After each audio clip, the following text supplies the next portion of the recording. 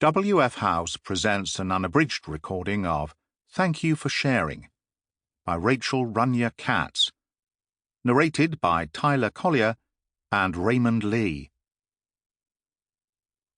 Some of the thematic content in Thank You for Sharing contains discussions of sexual assault and the death of a parent. Neither event occurs on the page. For more information, please visit the author's website. Chapter 1. Cohen-Jackson, huh?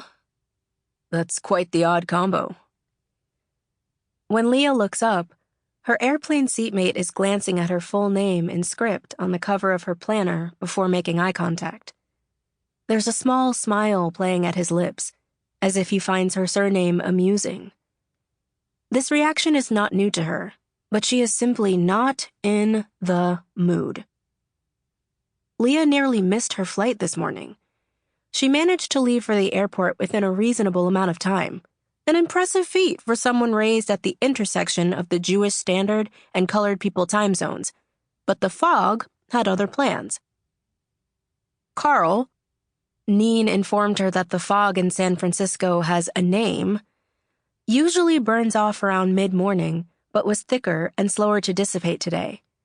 So she, Neen, and Ringo Starr, her best friend's beloved VW Beetle convertible also has a name, found themselves trapped behind a 7-car pileup, Neen anxiously sticking their head out the window every 45 seconds to assess the non-existent movement of traffic.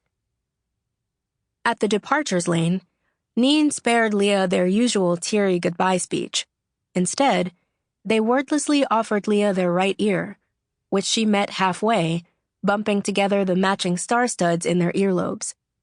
Such has been the pair's secret handshake since a drunken evening in Alien Piercing and Tattoo nearly 7 years prior. Liyah wound up sprinting to her gate and, suffice it to say, she skipped out on the bagel she'd planned to purchase before boarding. She'd heaved a sigh of relief. She was not out of breath. Her body just hated running. When she arrived at her assigned seat and found that her neighbor was someone her age. With her luck, she'd pictured a shrieking toddler or, God forbid, a chatty old man. She thought his presence meant a few hours of peace as she attempted to subsist off a free bag of pretzel mix and ginger ale. Apparently, she thought wrong. She gives him a long look, eyes skating over his high cheekbones, the slight bend in the bridge of his nose, burnt honey-colored almond eyes. Sample complete. Ready to continue?